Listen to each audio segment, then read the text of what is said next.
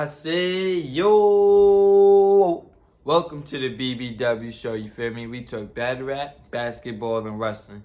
Please subscribe to the channel if you haven't. I appreciate everybody been subscribing so far. We are not stopping anytime soon. Topic for today is NXT call-ups, you feel me? Or main roster call-ups, I should say.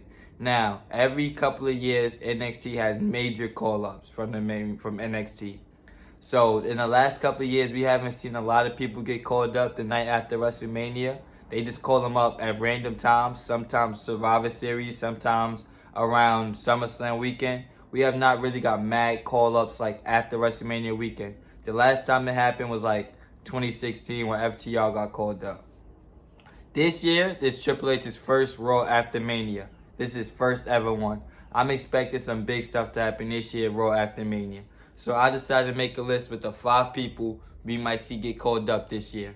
Number 1, Braun Breaker. Yes, easily. Number 1, you feel me? He's wrestling Carmelo Hayes for the NXT title at Stand and Deliver Saturday morning. I expect him to be on the main roster this year. Easily. Braun Breaker was groomed for the main roster. This whole year run with him having a title in NXT is to groom him for the main roster. Now, when he gets on the main roster, I don't know if he's going to be a top guy right away because they still have main event talent. But I expect him to be in the mix, you feel me? He could be in the mix. He can definitely be in the mix. One thing I also wonder is will they keep his name Braun Breaker? Or when he get onto the main roster, they start acknowledge him as a Steiner and call him Braun Steiner, you feel me? They can't go back to Rick Steiner because we already 2 past from that. But Braun Steiner, I feel like that could be a good name. But he's easily going to get called up this year.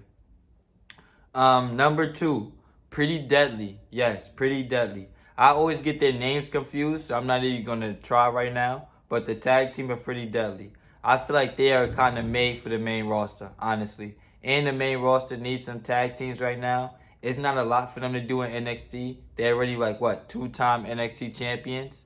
It's like they're just made for the main roster, honestly. Even though they're not a top tag team yet, they're not a top tag team. They're a nice little mid-card tag team, though. But Pretty Deadly, I would see them on the main roster. So that's number 2. Number 3, Katana and KCJ. Katana Chance and KC Catanzaro. I want to see them on the main roster. They was just NXT Women's Tag Team Champions a few months ago. Lost the belts. They're not really doing nothing right now in NXT. We don't have no women's tag teams on the main roster. That's another thing I hate. It's like every time somebody win the tag titles, whether it's Impact, WWE, or NXT, whenever somebody win the women's tag titles and lose them, that group end up breaking up. That happens at every company, gangster. Every company, whoever wins the women's tag titles, once they lose them, they end up splitting. Because no company needs women's tag titles, gangster. I might do a video on that. No wrestling company needs women tag titles, bro. It just hurts the show. But Casey and Catanzaro and Katana Chance, I only see them on the main roster soon. So that's number 3. Number 4, Roxanne Perez. Now, right now, they're doing this little injury angle where she's out and had to relinquish the NXT title.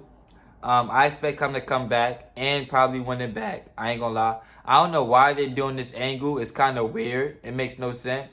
And it's obviously leading to a champion versus champion match. Shawn Michaels does that way too much often. A champion versus champion ladder match just to recreate him and Scott Hall. I don't like that, you feel me? I feel like we're eventually going to get that with Roxanne Perez and probably Tiffany Stratton or whoever wins the NXT title. But Roxanne Perez is made for the main roster. And I would get her up there sooner than later while she's still young. Like, in about a year probably. In about a year where she's still young and you could build her up as like a 20-year-old prodigy. You feel me? Because that's very impressive. To be on the main roster at 20 years old, very, very impressive. You feel me? So, Roxanne Perez is somebody I want to get called up. Number 5, Cameron Grimes. Yes, to the moon. What the fuck happened to Cameron Grimes, bro? He has not wrestled, I think, all year. I ain't seen Cameron Grimes the whole 2023. I can't remember the last time I seen him in 2022. So it's like, bro, he's just completely been off the face of the earth. Completely. I don't know what happened to him. I don't know if he got injured. I don't know if they have nothing for him. You feel me? But I don't know if he would even be what he would be on the main roster. I don't know. Would he just be a comedy act? Will he just be a serious baby face? I don't know. You feel me?